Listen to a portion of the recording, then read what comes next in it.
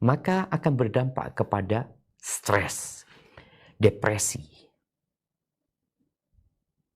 marah, sakit hati. Tapi ketika punya keyakinan bahwa semua sudah ditetapkan oleh Allah Azza wa Jalla, sebagaimana kita tahu bahwasanya dunia memang tidak bersahabat dengan siapapun. Karena banyak orang itu nggak ngerti, nggak paham. Sehingga mencap kita sebagai orang yang keras, yang tersesat, orang gila.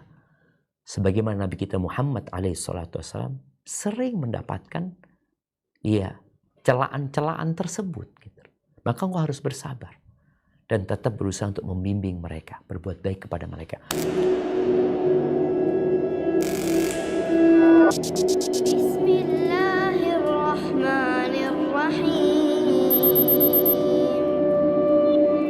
Nah, mahibati fillah. Dunia ini tidak bersahabat dengan siapapun. Maka kalau tadi pertanyaan tentang bagaimana kita meyakinkan orang tua. Kalau yang terjadi itu ternyata tidak sesuai dengan harapan.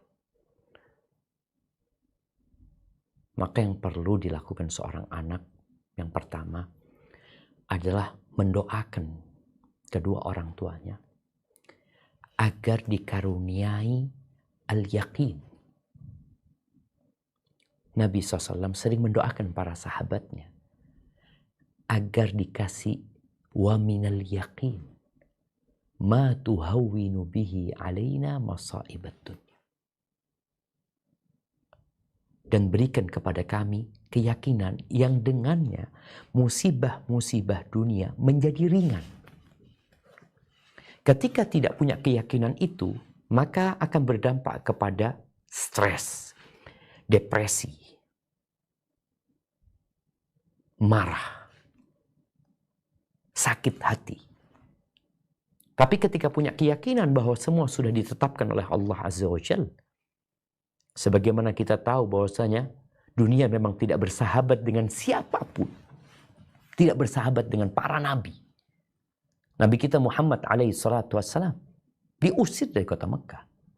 Dilemparin batu dari Taif. Diboikot bertahun-tahun. Sehingga makan daun-daunan para sahabat. Tidur dalam gua. Dikejar-kejar mau dibantai. Sampai kota Madinah. Beliau juga tidak bersahabat dengan dunia. Seringkali beliau berpuasa karena tidak ada makanan di rumahnya.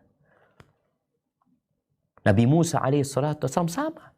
Nabi Ayub sama. Nabi Yunus, iya. Nabi Ibrahim, nggak ada. Dunia ini nggak bersahabat dengan siapapun. Karena dunia ini darul amal. Negeri untuk beramal.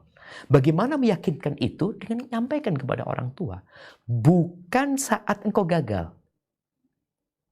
Ketika yang kau inginkan tidak kau dapatkan. Tapi ya seringkali ngobrol sama orang tua tentang fulan yang kesian sakit ya. Fulan kecelakaan. Tentang saudara-saudara kita di Gaza. Yang sejatinya musibah yang lebih besar itu membuat kita jadi lebih ringan menerimanya. Itu mungkin yang perlu dilakukan selain mendoakan ya. Meyakinkan orang tua bahwasanya semua takdir sudah ditetapkan dan boleh jadi pilihan Allah lebih baik daripada keinginan kita karena Allah lebih tahu dan lebih penyayang. Barakallahu fikum. Nah, ya ini pertanyaan yang menarik ya. Yang pertama berkaitan dengan sikap kita terhadap kegiatan-kegiatan yang dilakukan oleh teman-teman kita, baik di lingkungan kerja atau di lingkungan bermasyarakat kita. Memang jangan sampai kita melakukan perbuatan kecuali kita sudah punya ilmunya. Dan kita sebagai pendakwah itu juga harus pinter-pinter memilih cara, metode dalam menyampaikan sesuatu. Orang itu paling gak suka diguruin. Maka bagaimana bahasa kita itu, umpamanya yang ana pelajari, coba antum kaji lagi. Kok kayaknya kegiatan itu nggak boleh gitu ya. Ini menurut yang Anda pelajari, Anda mohon maaf sebelumnya. Jadi bahasa-bahasa yang membuat kawan-kawan kita itu akhirnya mereka mau berpikir dan mau mencari tahu. Karena kebanyakan kita melakukan sesuatu itu ya karena udah menjadi tradisi, udah menjadi budaya, udah nggak masalah gitu. Udah dari dulu kita melakukan hal ini gitu. Dan takut untuk bertanya atau tidak mau bertanya. Maka tugas kita bagaimana memancing mereka untuk bertanya, untuk mengkaji. Kemudian ketika pada akhirnya mereka memaksa untuk melakukan kegiatan itu padahal benar-benar tidak diperbolehkan dalam agama, ya kita sudah menyelesaikan tugas kita. Tugas kita untuk watawasau bil haq, watawasau bis sabr.